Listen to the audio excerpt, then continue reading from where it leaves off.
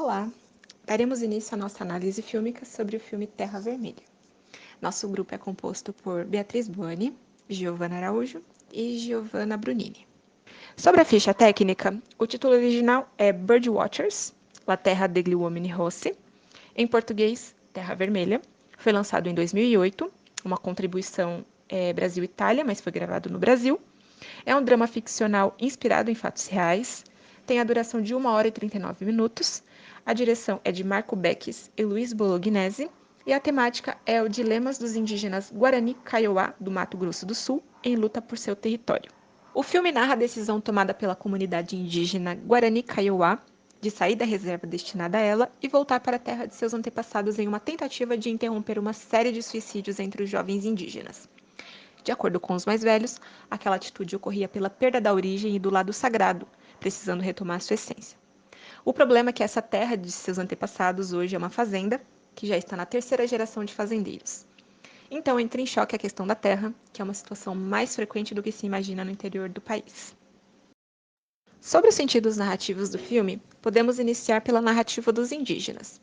Então vemos uma precariedade de trabalho muito grande. Primeiro, nessa primeira cena, temos os indígenas se fantasiando de indígenas para entreter homens brancos turistas que estão passando pelo rio.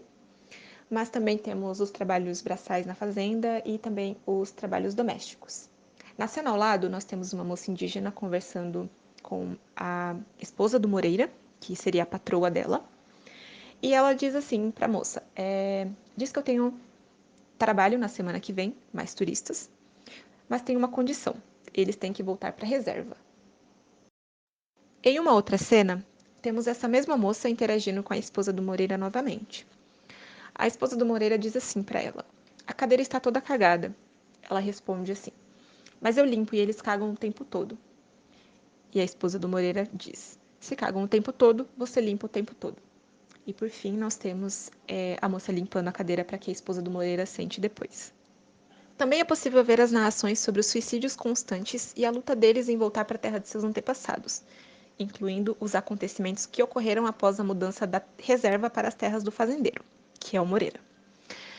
Na cena de minuto 7, nós temos os primeiros suicídios relatados do filme.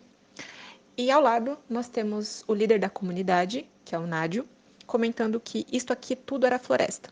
Na cena seguinte, nós vemos eles todos parados em frente à terra e tem uma grande área desmatada. O filme ainda foca em um jovem indígena, Osvaldo, que com poderes premonitórios começa a ser treinado para xamã e precisa aprender a controlar seus mistérios. Nesse período, Osvaldo não poderia manter qualquer tipo de envolvimento com mulheres, porém, sua ingenuidade e instintos adolescentes fazem ele se desviar em diversos momentos dos exercícios e rezas, como a aproximação dele com uma menina, que era filha do fazendeiro Moreira. Na cena de minuto 24, nós temos o Osvaldo sentindo uma de suas premonições e pede para que essa força vá embora. E na cena ao lado, nós temos o xamã, que diz para Osvaldo que, enquanto ele está se preparando para ser um xamã, ele não pode tocar em nenhuma mulher. O filme também explora uma narrativa sobre a vida do fazendeiro, principalmente percorrendo a tensão entre os interesses econômicos deles, que desejam explorar as terras para a agricultura, e isso batendo de frente com os direitos dos povos indígenas sobre suas terras tradicionais. Na cena de minuto 39, nós temos o Moreira, o fazendeiro, falando com os indígenas, dizendo que eles têm que voltar para a reserva, que lá é o lugar deles. Na cena de minuto 41, nós temos o Moreira falando ao telefone, dizendo que mas eles estão parados na frente da minha propriedade e eu não posso fazer nada? As primeiras cenas de Terra Vermelha dão o tom deste filme realizado pelo cineasta Marco Beckis, e nelas logo entendemos o estado de penúria em que vivem um grupo de indígenas brasileiros em Dourados, no Mato Grosso do Sul. É uma penúria material, mas também existencial e espiritual, como logo fica claro com o suicídio em série. É um filme que conta com a participação de indígenas Guarani Kaiowá e, inclusive, também utilizam o idioma nativo deles no decorrer do drama. Na primeira cena, temos os indígenas que são pagos para interpretarem a imagem que os turistas têm a respeito dos indígenas e, após servirem aos interesses da esposa de Moreira, o fazendeiro, voltam a ser tratados como estorvo, sendo conduzidos para sua reserva. Logo temos a descoberta de 2 indígenas que se suicidaram, em conjunto com os questionamentos da mãe de uma das jovens, e um celular, uma pulseira, roupas e sapatos lançados sobre o corpo de uma delas, mostrando os conflitos de identidade e valores que dominarão o filme. O Xamã da tribo decide que todos abandonarão a terra da reserva em que vivem atualmente, para retornar àquela terra em que estão enterrados seus antepassados e, consequentemente, retomar seus ideais de origem, crendo que o espírito causador do impulso suicida poderá ser controlado com a reconquista de seus espaços naturais e espirituais.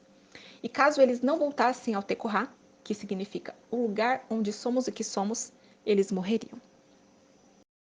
O problema é que esse pedaço de terra pertence ao Moreira, um latifundiário que fará de tudo para evitar que sua propriedade seja ocupada. Os indígenas então montam um acampamento na beira da estrada e lá aguardam, vivendo apenas com o mínimo. A água do rio que passa dentro da fazenda, a carne de alguns poucos animais que podem ser caçados nas redondezas e alguns restos de comida que o olheiro de Moreira dá. Ele é posto próximo da cerca em um trailer para vigiar os indígenas 24 horas por dia. O momento é de resgate espiritual e o xamã da tribo decide espiritualizar um dos jovens indígenas, o Osvaldo.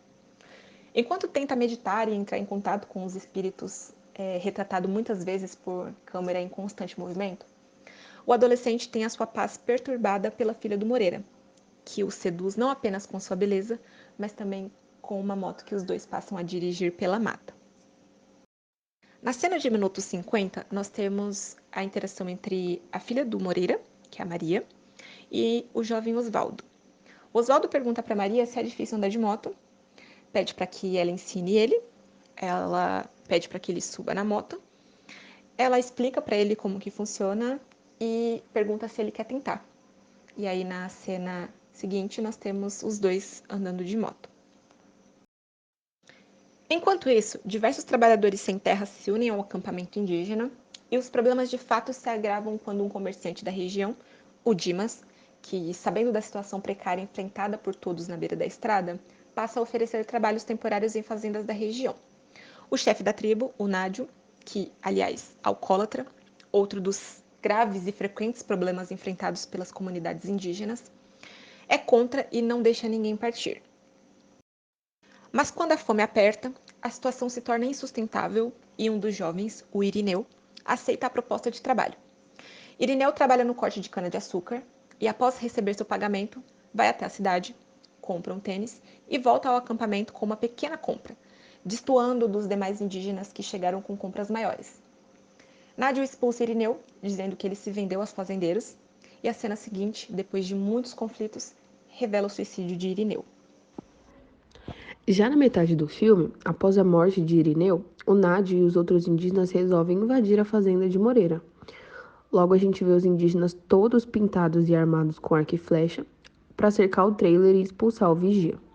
Posteriormente, Moreira chama a polícia para resolver o problema com os indígenas, vindo à cena principal. A cena mais simbólica do filme acontece quase no final, que é quando o procurador da justiça aparece e diz que a posse daquelas terras disputadas pelo fazendeiro e os indígenas estava em litígio em Brasília. Moreira nesse momento se abaixa, pega um punhado de terra no chão e diz: essa terra aqui, o meu pai chegou aqui há mais de 60 anos. São 3 gerações. Eu nasci aqui, a minha filha foi criada aqui. Eu trabalho nessa terra de sol a sol para fazer disso aqui um lugar produtivo. Eu planto comida para as pessoas comerem. Depois disso, o Nádio se abaixa, pega um punhado de terra e come sem dizer nenhuma palavra. Muito forte o gesto de Nádio, que mesmo sem dizer uma palavra, ele mostra através dessa atitude o verdadeiro sentimento que os indígenas têm pelas suas terras, se sentindo parte delas. Ao fim do filme, nós vemos o Moreira junto com os outros fazendeiros numa caminhonete, observando os indígenas. A violência contra o indígena se torna visível novamente, com o fazendeiro dizendo que para acabar com a invasão da fazenda, era preciso matar o chefe do movimento. Mesmo com Moreira recusando e dizendo que é perigosa a culpa cair sobre ele, o fazendeiro chega com suas campanas no acampamento de Nádio, que o matam. Também podemos ver os fazendeiros se livrando de Tito, um indígena que se une aos não indígenas, acreditando que ele será tratado como eles, e trai Nádio. Porém, ao matarem Nádio, os fazendeiros empurram Tito para fora da caminhonete para ser morto pelos seus próprios companheiros de etnia. Também mostra a tentativa de suicídio de Osvaldo, que com o rosto pintado de preto vai até a fazenda de Moreira, que a fazenda está se preparando para viajar com a família, para esperar a poeira baixar. E com uma lança o Osvaldo ofende a todos, mas não faz mal a ninguém. Vai embora gritando na mata, encosta numa árvore e chora. Depois, Sobe na árvore e tenta suicídio, mas não concretiza. Nisso, olhando para a câmera e diz: Eu ganhei e você perdeu, vencendo o impulso. No filme, há diversos momentos que toca música clássica, geralmente em momentos de maior tensão e suspense, como quando um avião sobrevoa abaixo do acampamento jogando veneno. Nessa cena, a música só acaba quando o avião vai embora. A música clássica ela surge novamente no momento em que fincam na terra as estacas para levantar o acampamento. E também as cenas com músicas nacionais tocando no rádio, como sempre que um carro está se movimentando, dando um contexto cultural e regional, além de dar uma ambientação para a cena. Ainda que o filme conta com muitos diálogos, há também muitos sons de fundo presentes, como passo na floresta, som de folhas, som de pássaro, som de rádio no fundo, também para dar essa ambientação para as cenas. A câmera opta por não se ater apenas ao grupo indígena, ela vai também adentrar a casa de um fazendeiro e um trailer de um capataz desse fazendeiro. É nítida a diferença entre as vidas narradas, como elementos que compõem a casa do fazendeiro e os elementos que compõem a vivência dos indígenas no acampamento. Em muitos momentos, a câmera mostra cenas de forma agitada, como por exemplo quando o jovem Oswaldo tem sonhos agitados ou quando ele sente uma força espiritual. Também muitos cortes que mudam repentinamente a cena. Dentro de um mercado, a câmera foca em um aviso de proibido servir bebida alcoólica aos indígenas, enquanto no rádio, aos fundos, é noticiado o enforcamento de meninas indígenas. Agora, falando um pouco sobre a paleta de cores, o verde está muito presente na vegetação, já o marrom está justamente nas áreas desmatadas, em especial dentro da fazenda do Moreira. E a gente pode perceber que é um marrom mais terroso mesmo, não é aquele marrom tão vivo, né? O bege e o creme estão muito presentes nas vestimentas, enquanto o azul está no céu, na água da piscina e do rio e até em algumas roupas e carros. Sobre o sentido ideológico do filme, este vai abordar questões complexas relacionadas à terra, cultura e identidade dos povos indígenas. Critica fortemente a exploração de terras indígenas em conjunto com a perda de identidade dessas pessoas, destacando as dificuldades enfrentadas por eles para manterem tradições e modos de vida em meio a mudanças sociais muitas vezes motivadas por interesses econômicos, como o uso da terra como veículo para fazer dinheiro. A última cena serve para reforçar a percepção indígena de que seus direitos só virão a partir de suas atitudes, realizando uma invasão nas terras que eles consideram como suas de direito. Também é possível observar que os não indígenas, para resolver os problemas com os indígenas, recorrem à violência, como a morte de um líder indígena que não sabia como liderar o movimento começado por ele.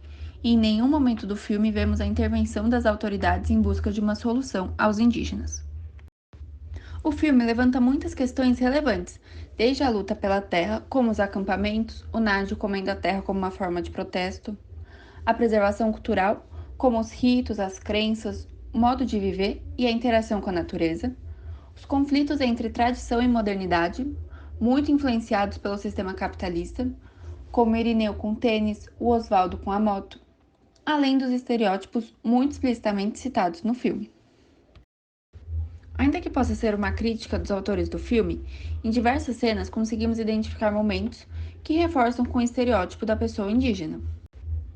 Logo na primeira cena, um barco atravessa o rio com alguns turistas e encontram os indígenas todos com adornos, portando arco e flecha, e alguns até seminus.